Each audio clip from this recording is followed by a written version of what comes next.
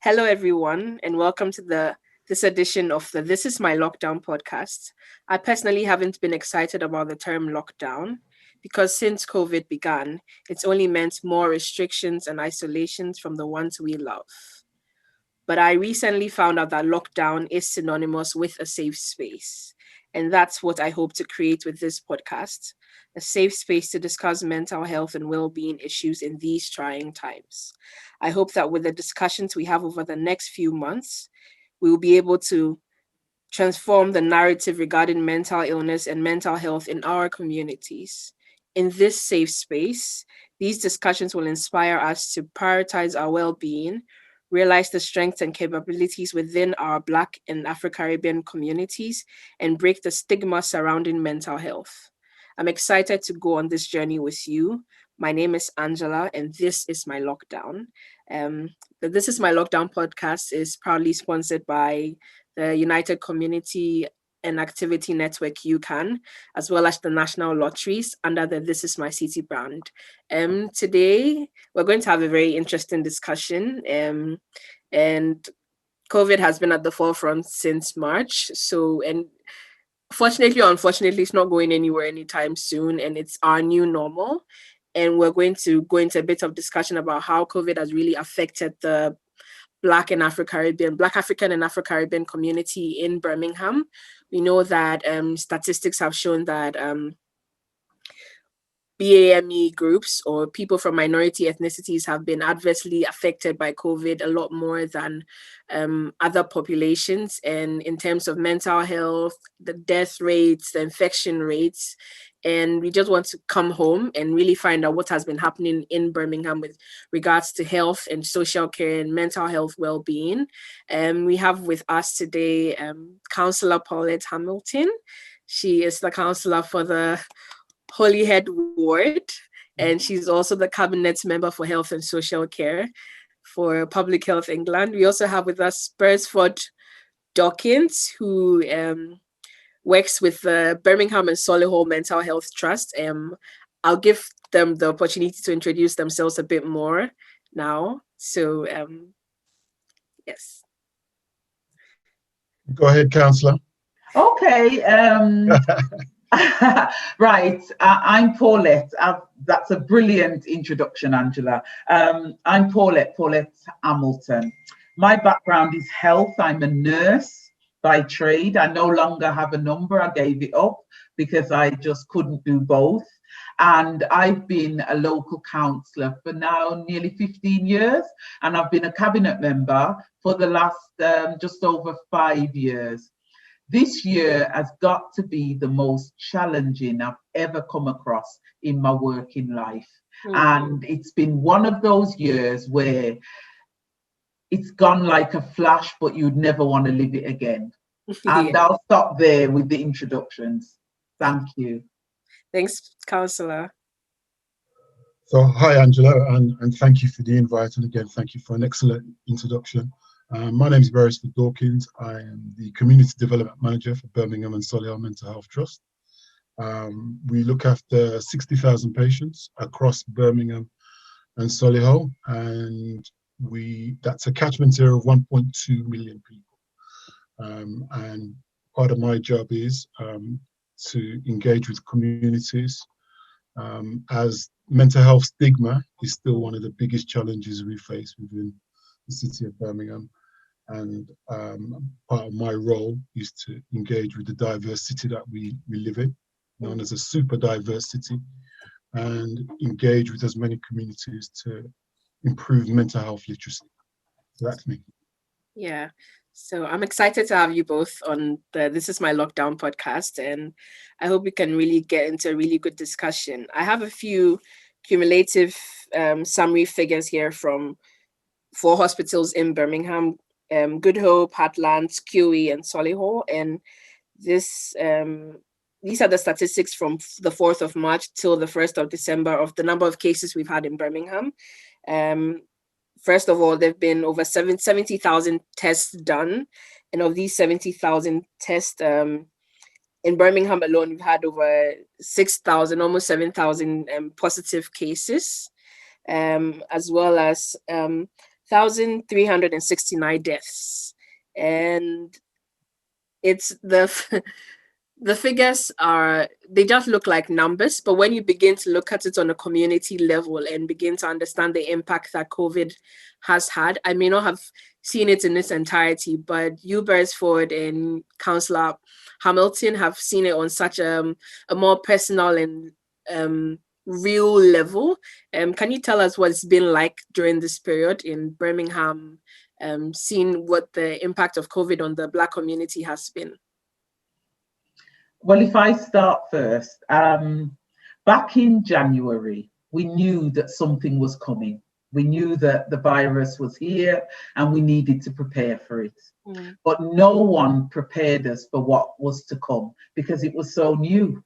And when we started to see deaths on the television, and we seem to see more and more people from the Black and ethnic minority communities being so adversely affected. In Birmingham, we didn't really know the numbers. So what then started to happen, those of you that, as you work with certain communities, you know that they communicate in different ways. And things started to get through the community in a really, really negative way. And it was something I had never seen before because it was fear. It was a level of fear that I had never seen before. So in Birmingham, I was, as just been said, in Birmingham, I cover a population also of 1.2 million that cover the whole of Birmingham, right? And so we then started to see death in the local community. But the big thing for me was the level of fear and lack of understanding. So that's why the council had to then embark on how are we going to get people to not just engage with what we're saying, but understand what we're saying and how to protect and cover themselves. So as a community, they would feel as if we were supporting them as Birmingham City Council.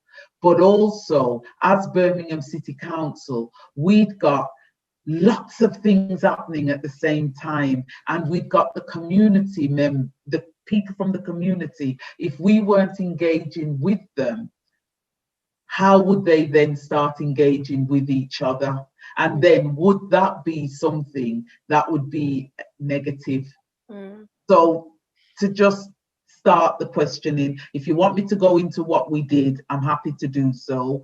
Or if you want me to let Beresford talk first and then do my next bit, it is totally up to yourself. Yes, please. We'll hear a bit of that in the next question where we talk about how the community has come together to, deal with the issue of fear that you just so rightly spoken about.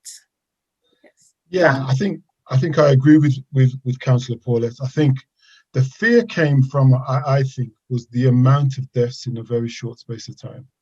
So if I remember right, sort of at the back end of March or the middle of March through to April, there was significant amount of deaths. And because it was so local, and particularly in our community, I know personally that I know of at least 25 people who died in that period.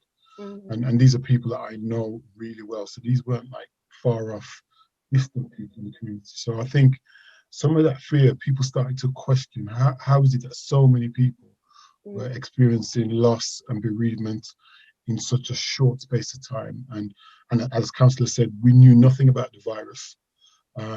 It came, it was blind. I'm not sure if we know much more about the virus, after 9 or 10 months on, to be honest.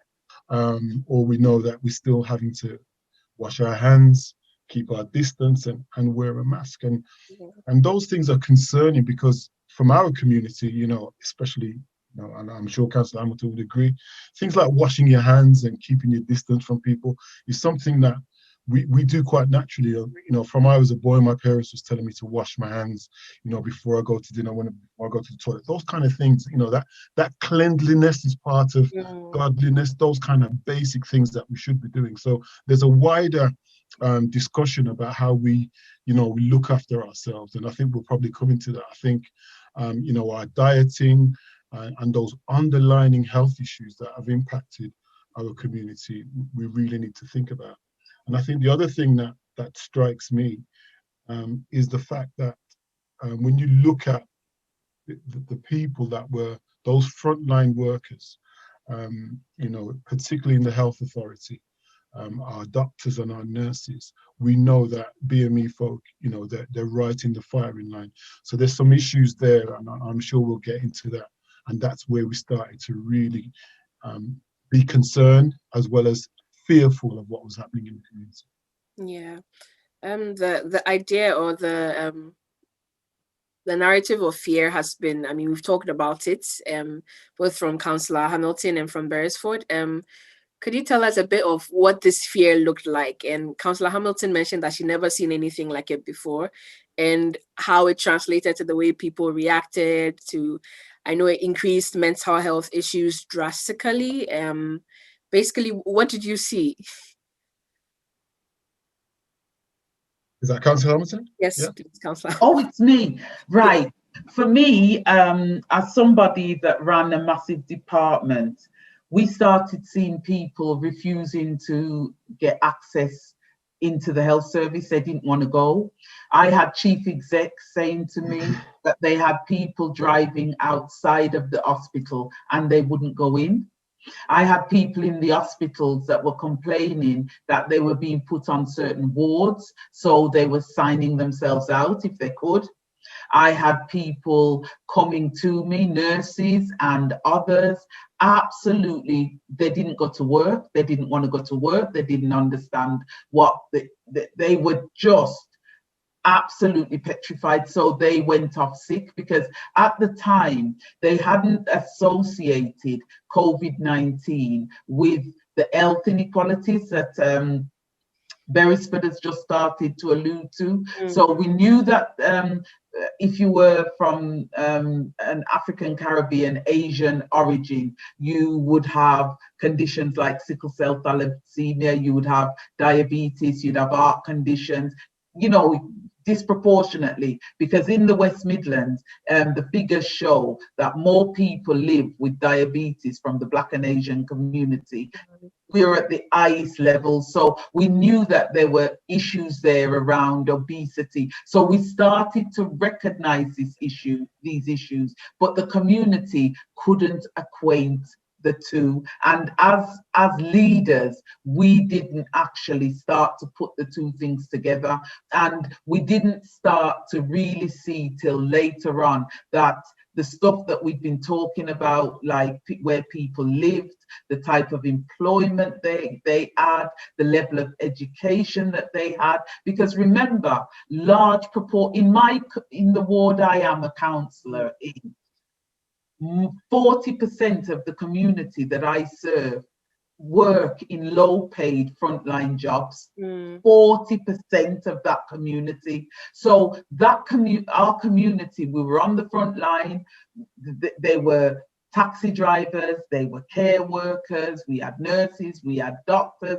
They didn't know, when people were talking about self-isolating, they didn't know anything about staying at home and working from home and they just knew they needed to be out there earning a living. And another big thing that I started to see, these 0-hour contracts really started to impact, because if people weren't going to work, they weren't earning. And then people started to be hungry because they couldn't even buy food to eat. So within the communities, it soon became apparent that over the last 10 years, the austerity that we'd faced, and over the last 25, 30 years, the issues that we'd had within public health and other services that weren't being addressed, it then became a tsunami. And within our community, we absolutely, and when I say our community, within the BME community or BAME, however you want to say it, within the communities, they didn't understand what was happening to them. They had all these hidden health issues. And something that also struck me, and I don't know if Beresford come across this, because I'm going to shut up after I've said this. A lot of people who had underlying health conditions wouldn't tell their employers. So what they did, there was a lot going on with them. And even if they'd mentioned it to employers, employers could have said to them at that stage, I don't think you should be here. But because they were so worried about jobs, they didn't even give their health status. So people that were becoming ill were people that were predominantly on the front line. And it, as I said, it was something that I have never seen before. So the term that I use, it was a tsunami. So you had the deaths, you had the health conditions, you had the people from our community who were disproportionately affected. Remember, if you were at that time, if you were a Black man, you were 4 times more likely to die of COVID-19 if you were, if you contracted the virus. If you were a woman, you were 3.2% more likely. Bangladeshi, the same thing. The numbers were very, very high. They have since changed slightly, but at the time, they proved to be very, very high. And it was something that I think I have never seen before, but it was a really good example to say that some of the issues that Beresford will talk about that were happening in the mental health service, even in health, we need to start addressing them. We can no longer put them under the carpet and hope they'll go away. Thank you so much. Agreed. I mean, there's so much there, really. I'll try and start with some of the issues around, again, the fear and the stigma. And I think Councillor Hamilton makes a really good point about the frontline workers not sharing information with their employers. And from what we could see, there was 2 kind of things happening. There was the white sort of middle class senior management level, who were almost, you know, some of the workers I spoke to and still speaking to were saying they were bullied. They felt as if they were the cause of the disease. And because they were asked to do extra shifts, and there's an issue about PPE, which I'll get onto. So people were asked to do real frontline work without the right, correct PPE facilities to do their job. So there was lots of different sort of challenges for frontline workers. And then on top of that, they were not, if they did feel under the weather, they didn't feel as if they could say, again, because people started to isolate them even more in the workplace. And I think we're starting to see some of the fallout of that now. Now that people are a little bit more confident in terms of their experience, they're starting to share those issues of institutional racism even more. And again, the bullying and some of those things that are coming out in the workplace. But I think that, you know, if we just hold on that point for a moment, I think what COVID is doing for me, it's really highlighting the inequalities issues that have been, which is historical. And we can go back as far as we like when we start thinking about some of the policies, and we can talk about those as well, because I think if you go back as far as, say, I don't know, the Macpherson report, if you like, or even, you know, Rocky Bennett, and if you look at some of those reports which talk about, and the Stephen Lawrence report, of course, which talks about the systemic institutional racism, all COVID has done is really put a spotlight on those things. So if we were to have a look at, say, Baroness Doreen Lawrence's report, which highlights, you know, she calls it a watershed moment, and also Health Watch from Birmingham. If you look at some of the recommendations in there, and you marry those up with some of the reports that I've just talked about, the Stephen Lawrence report, it's the same issues that are affecting, you know, the racism, the institutional racism, and systemic challenges that we face. And all COVID has done is put a spotlight on some of those issues.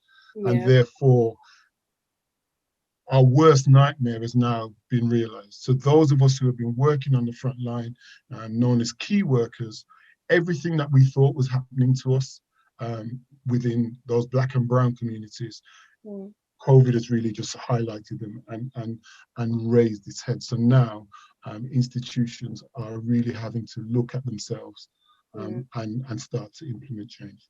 Yeah, like Councillor Hamilton said, it's like a tsunami. So it's basically sort of like everything the floods have brought all the, the trash to the surface. And I use trash in quotes, but now we're seeing it and we can't actually ignore it at all. And the health inequalities with regards to the BME community and all that has been happening within the last few months with the Black Lives Matter movement. And, it's just COVID has brought everything, just put everything there. And now it's left with us to clear it, to find ways to deal with these situations, to remedy these health inequalities, to make sure that our communities are more aware of what is going on, that we're more resilient, that we make use of the coping strategies and the resources that are within us. Because as you talked about, systemic racism is basically the system is against you. So what are you going to be doing as a community within yourself to bring yourself back to, that place of health and well-being and, dispel the fear that COVID has so greatly exposed. And I like us now talk about the how the voluntary sector has really helped, since the NHS has been under a lot of pressure, and what the community has come together to do. And I believe Councillor Hamilton was going to talk about that earlier, so we can start with her. Yeah, well, I cannot thank the voluntary sector enough. They really, really rallied round. When COVID hit, Birmingham City Council, we had it coming from everywhere. As you know, I like to use hand movements. And if we had to try and look at the issues on our own, we couldn't have done it. And what the voluntary sector in this city did, they came together under the umbrella of the BVSC, Birmingham Voluntary Agent. I can't think what the third name is, but BVSC, and they did a phenomenal job. So what Birmingham was able to do was to channel money into the voluntary sector, but they then could get on and build the structures what we needed. So you had people that were dealing with the food banks and what have you, had them dealing with mental health and other well-being issues. But today I'm going to talk specifically, because I'm going to leave the mental health stuff to Beresford. I am going to talk specifically around the food banks. We had a lockdown on the 23rd of March. Many people that were very low paid workers and were on 0-hour contracts, and some people who didn't have their stay in this country. So they were doing little part-time jobs and they were just about managing. The lockdown came and that was it. They were earning no money. They didn't know where to turn and they started to go hungry. We really started to see in this city, there's hunger there, but it was more hidden. But we started to see real hunger. We had a number of food banks, but not enough. A number of organisations then sprung into action. Some organisations took money from their reserves to get things started. Other organisations channeled in to funding streams to get things started. But what people started to do is help each other so that they could get something to eat. We had our most vulnerable who were then told as of the 23rd of March, you can't leave the house. Again, it was getting things in place to make sure that these people who were our most vulnerable then received the food that they needed. Now, if it wasn't for some of these third sector organizations that helped us to channel food and resources into the community, we couldn't have done it. So for me, I'd like on this podcast to do a big shout out to our community organizations, because what they did, they stepped up. And remember, in this city alone, we had thousands and thousands of people offered to volunteer. So not only did we have the community groups that were out there working, not only did we have groups that were set up to help us, we had volunteers that were prepared to go back into the hospital setting, help out in the community, help in social care, to help with the cause. We showed across the UK, because this is a pandemic which is worldwide, but in Birmingham, I believed we showed the best of human nature to ensure that no one, as far as I know, in Birmingham that we knew of could die of hunger. And I'm going to stop at that one, because Beresford will do the mental health stuff. I think again, you hit some points, and I'm not even sure how much time we've got, but I think, you know, we've been overwhelmed as a trust again, and the title of your podcast is, you know, this is my lockdown. And so already we're starting to see how we can work together better. The combination of how to unblock the challenges that were there before COVID. One of the major things that I won't forget, in over a weekend in March, all the homeless people who for years we've been trying to find the right accommodation for them, the right kind of support for them. As you know, there's homeless and mental health is synonymous. You know, there's underlying issues there for most of our homeless and our rough sleepers. Yeah. And it was literally over a weekend, hundreds of homeless people and rough sleepers were taken off the street. So the government makes an announcement and saying, because of the virus, all the homeless people have to come off the street. And when the government makes that statement, some of us were saying, well, actually, we've been trying to work with partners and third sector organization and communities to solve this problem. But yet over that period in March, you saw a coming together, a collaborative approach that I've never seen in Birmingham before. And that for me is the model that I would love to see us continue in spite of COVID.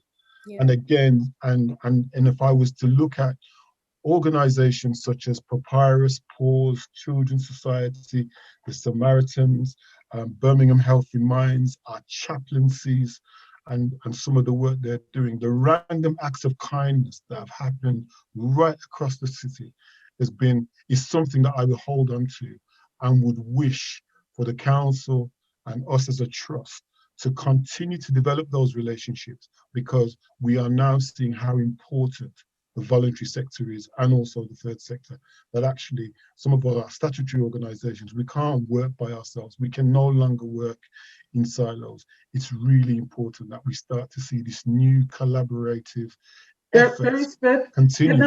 Can I of course, make that point? Because I'm going to lose it and I'm dying because I need to. Of course, I want you to come in. Of course. Very good. You know what?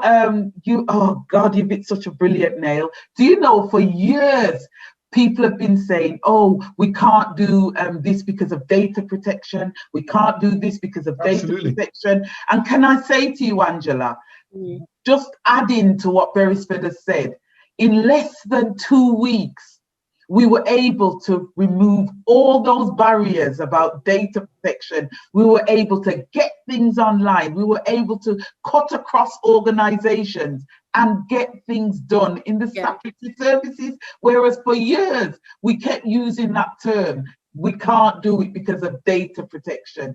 To not do anything. And we managed to make such a difference. So we've talked about the voluntary organizations, but it has been a massive, massive turnaround for the statutory organizations, because when you look at what Beresford and the mental health, the organization, Birmingham and Solihull, when you look at what UHB, what they were doing in that organization, when you look at what was happening in West Birmingham, when you look at Birmingham City Council, Solihull City Council, the way that they all came together, and the community trust honestly, they have been phenomenal. I'm not just saying it because they've literally crossed over borders to ensure that people in our homes and in our care homes, as well as in the community and other places, were safe. Yeah. This has been a year to remember to how to do things correctly. Yeah. And again, Councillor Hamilton is right. I when some people are saying, actually, let's go back, I can't wait for us to go back to normal. And I get that, but there's some real good examples and some real models of care in particular that we must continue.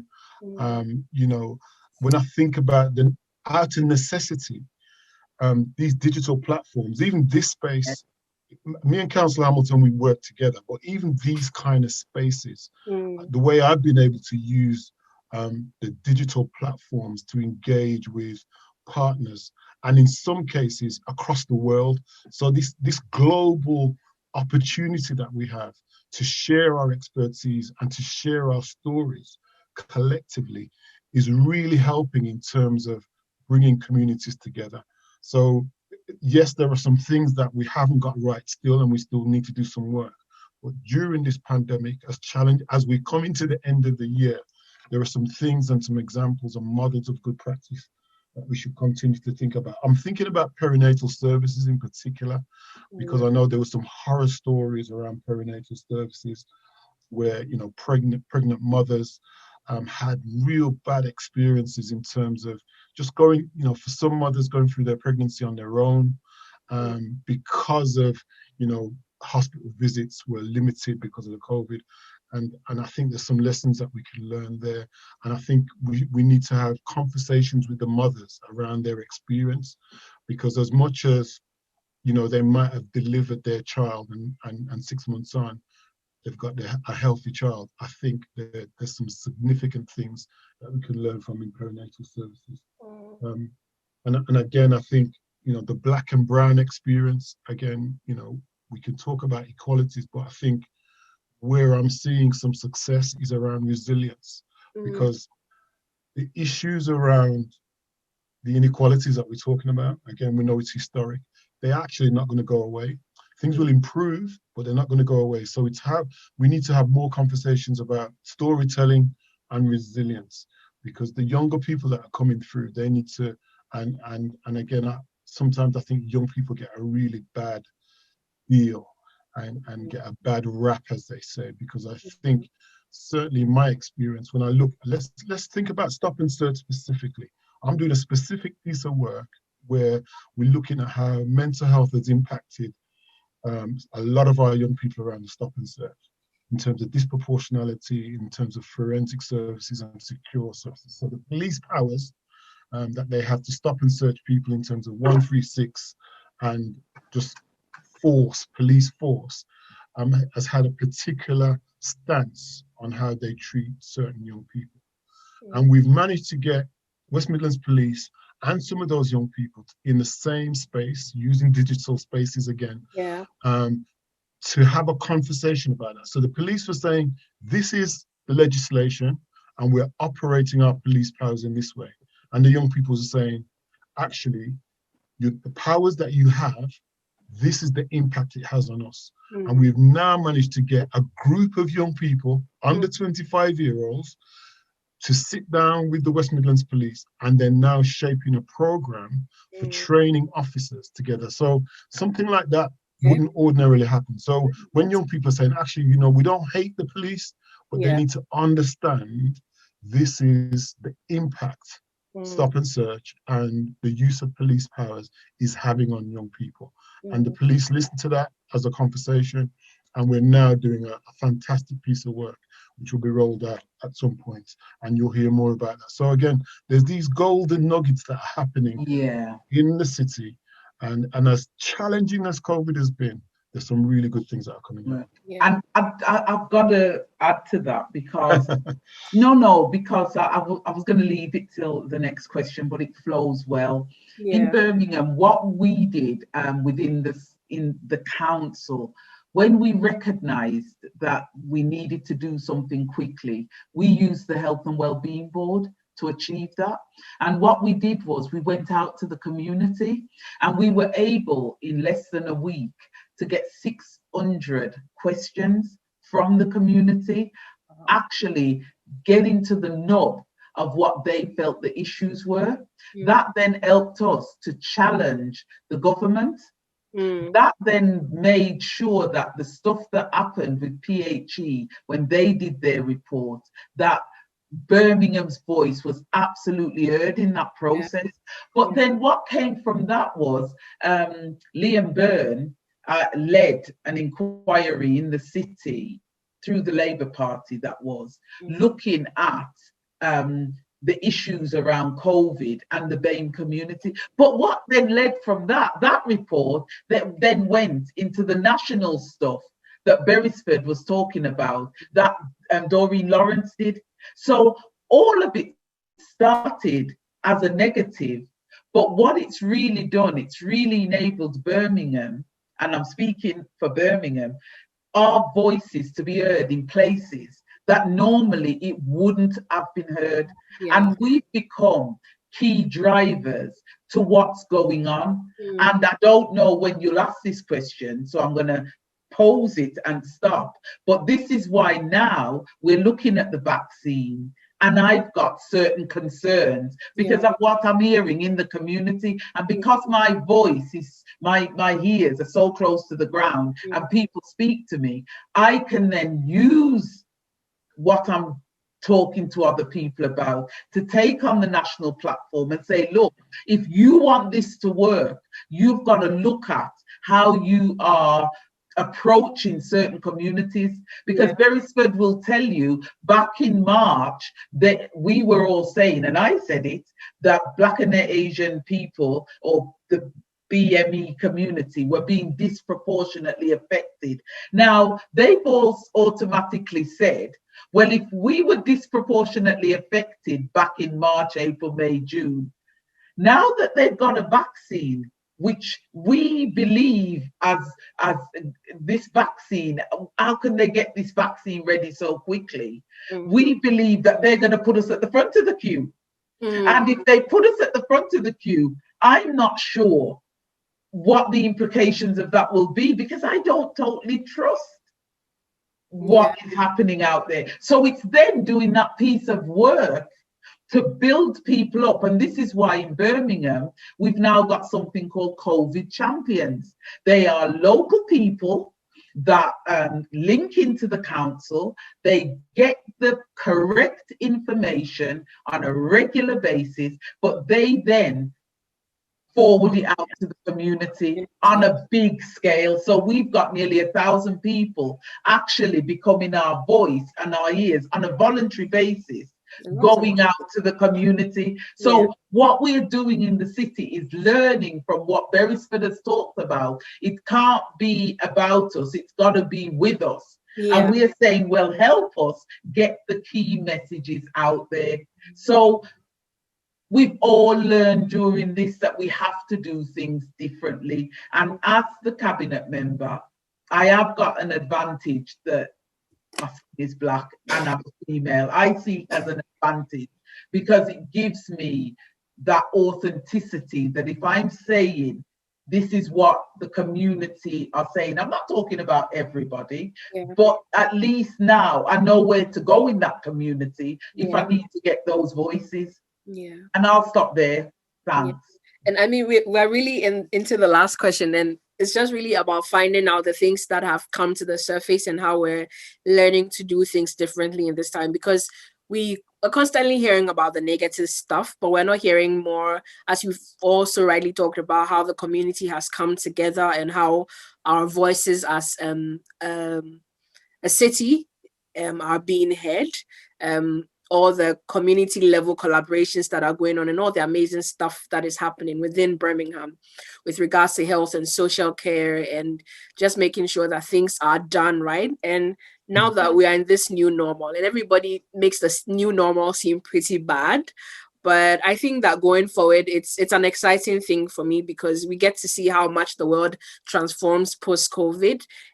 I don't think we want to go back to our normal lives where we lived under, this blanket of ignorance and did not want to hear anything or know anything. But we're more curious. We are more, we are more vocal about what is happening around us, and we're more willing to come together to collaborate as individuals, as communities, to make things better for the generations to come and for ourselves now. So, I mean, regarding this new normal, where do you think we're going? I think we've talked a lot about it already, but going forward, what do you think we should look out for? I'll just start. Yeah. For me, the last 6, 7, 8, 9, 10 months has been phenomenal. I've become a podcast star. Me too. Digital platform has become my friend. I have never done so much television in all my life. The stuff that the webinars, the Zoom meetings that I've been talking to people, not just throughout Birmingham, but the UK and even abroad. It's something that last week I was doing a speech in Chicago. We linked in with Chicago to see what their experience was there, and I was doing our experience from Birmingham. I believe things will never be the same again, because it cannot be, because what we have managed to do on these different platforms, Facebook Live, Instagram Live, it would have never happened at this pace if COVID hadn't come on the scene. So for me, it's us as, I know I'd like to think I'm 21 and a half, but I'm just a tad over it. But it's for us, a slightly more mature people. And as I say to people, a mature bottle of wine that has just been opened. I am learning that you can do things in a new way, and you can get to a much bigger market and different age groups and achieve some phenomenal results without always trying to be standing in front of them personally. Well, that's for me, and I'll over to Beresford. I think for me, before I talk about the positives, I think I can't overlook the amount of losses and bereavements that we've had, and those families that have lost their loved ones in a short space of time, and haven't been able to really take time to lament and well, they've had a lot of time to reflect, but in terms of spending time to just celebrate their loved one's death, there's a lot of families who are really suffering in that area. And again, that's something that we should always keep at the forefront of our minds. I think the other thing for me would be is the access. There was a lot of challenges for communities around access to information. I think in this new time, we're discovering that actually there's a lot of the information is there, and through these digital platforms, people can get the information, and more importantly, people can get the information that's going to support them and build their own resilience against some of the institutional issues that we've just talked about, the systemic challenges that we're going to face and are facing, the health inequalities that people are going to suffer from. I don't think we've seen the fallout of mental health yet. I think during the period of lockdown, we're now starting to see individuals who are suffering significantly. Their mental health and well-being is being severely challenged. And I think as an organisation, Birmingham Solar Health, we're making preparations for that, because we're starting to see the demands on service increase. So that's something that we're constantly at the forefront of our minds. I think also resilience, though, and storytelling, I think is going to be the way forward. That's going to really inform us on how to improve practice and how to improve the way we coexist together. I think that's going to be really important in going forward. So again, can I just ask you a question on behalf of Angela? Of Don't course. you think that the storytelling has to be quite focused? Because we have to be careful that we don't go off on a quite negative narrative, which then we lose people's attention. I'm being devil's advocate here. Do you know what I'm coming? Because you've talked about storytelling, and I absolutely agree with you, because there are so many. You know that I've cried a lot this year because there's been so much death. But out of a lot of that death, it's become a lot of positive. But what I'm finding, Beresford, is a lot of our people don't want to talk about it. They're still not at that place. And that's where, when you're talking about the mental health issues, I'm really concerned that because we're still bottling a lot of this up and we're refusing to admit what we're feeling, and also with the stuff with funerals, the way that our communities celebrate funerals, we haven't been able to celebrate life. We haven't been able to go to funerals and say goodbye. That some of what you're talking about, the stories, we need to be focused on how we're getting things out of people. I'm going to stop there because the nuggets are there. We haven't got time, unfortunately. Of course. Angela, so let me qualify what I'm saying by storytelling. So there is that side of storytelling, but I think it's the more, the experience of what it is to live in Birmingham, and to coexist. That's what I mean. That kind of story. Who are we as a people? In fact, we have more in common than we actually realize. And again, when you think about some of the positive that have come out of COVID, the way people have come together, the way people have, out of necessity, have started to share experiences, that's the storytelling that I'm also referring to. Yeah. So it's not just about, the bereavement and loss. That is, as I said right at the beginning, is really important. But also there has naturally been communities working together in a way that we haven't seen before. I grew up in the 70s and the 60s, and that, I'm not saying it was great back then, but in terms of how communities used to connect and live together, especially the black and brown experience, which I want to call the black politics in that sense. So where you've got BME, BAME, now, in that time, we had, actually, this is a black issue, and people were coming together in a way, and we would respond. So some of the policies that Birmingham is now looking and thriving on in terms of their equalities bill, those bills were put together way back in the 70s when black and brown people came together on a shared experience and challenge the systemic challenges that we have together. So that's what I'm talking about. Those stories need to be at the forefront of our minds. And I think that's where we'll start to see some of that cohesiveness and some of that coming together. The agent provocateur is dead. The agents and the councils, I have to say, played a significant part in some of the disparities that we see within the city at the moment. But now we can start to see, well, actually, there needs to be a coming together like we haven't seen before. So the resilience stories is what I'm referring to. The way Birmingham is able to roll with the punches and survive and come out at the other end. It's been a tough year, but I think, it's exciting in terms of what's going to happen in the next 5 years or so. Yeah, and sorry. Can I just wrap how I've seen this year? If any of you have been on a cruise, sometimes the ship is really rocky, and sometimes the ship is really rocky. How I've seen this year is that Birmingham, the UK, the world has gone through a really rocky time.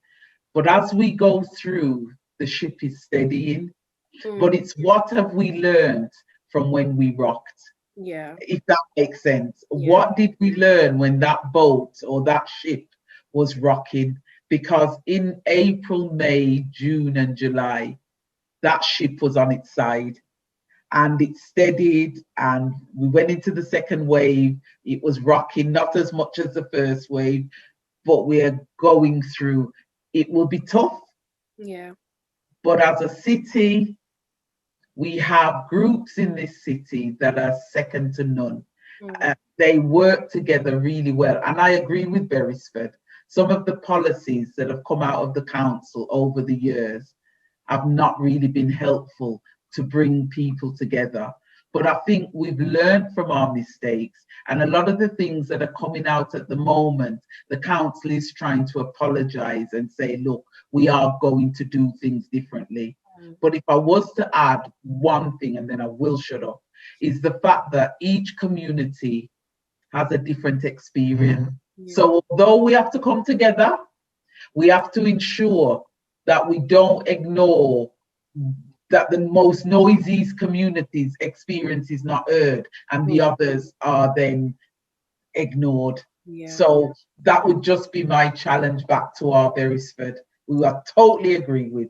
Thank you, I'll shut up. Yeah, and I'd just like to add quickly, because talking about the resilience storytelling and, really coming to hear the voices on the ground level, it really connects with my research and appreciative inquiry, because that's what is really about, that storytelling pattern of finding out what the resiliences are, how people came together during this period, and how it's enhancing mental health and well-being, and hopefully to be able to recommend these, push these recommendations to third sector organizations and statutory sector organizations, and see to it that we're still having that, collaborative work or work pattern that Paulette talks about and Beresford talks about so well, that this year has really shown us that we need to do things differently. And so, I sort of introduced my research in there, so that's what I'm doing, everybody. I'm a researcher. Yeah, and Angela, I think again, I'm gonna have to go in a short while. Yeah. But I think when I talk about storytelling, I think it's really important that there's some innovation around that. So, partnerships with music and arts, and poetry, and the whole, creative side of storytelling. We need to embrace that more. So I'm not just talking about people coming and pouring their hearts out. I'm talking about engaging in programs where we can be as creative as possible. And I think music arts has a significant part to play within that. Yeah. It's this discussion, I wish we could go on with it for but yeah, we are timed and we have to go. But I picked up so many amazing things, and there's so many things to look forward to in the coming year or towards the new normal. It's not all bad. There are so many things that we can do differently. And as Paulette said, and I'm going to paraphrase here, if this year has been a year to remember how to do things properly. And Beresford has said that a lot of models of care need to change. And hopefully we can have a more lengthy discussion, maybe host an actual webinar or be on Beresford's radio program. But it's been exciting having you, Councillor Paulette Hamilton and Beresford Dawkins. Again, this is my lockdown podcast, and we're talking all things lockdown and safe space and mental health and well-being. Remember that you are not alone. We're all in this together, and saying you're not alone is not to erase your struggle, but remember that there is a lot of help available. Hopefully at the end of this podcast, we'll put a few links that you can access, and just be aware of all the amazing things that are going on within Birmingham, and know that we're together in this, So thank you so much again, Beresford and Councillor Paulette, for being on this podcast. And this is my lockdown. Have a wonderful week.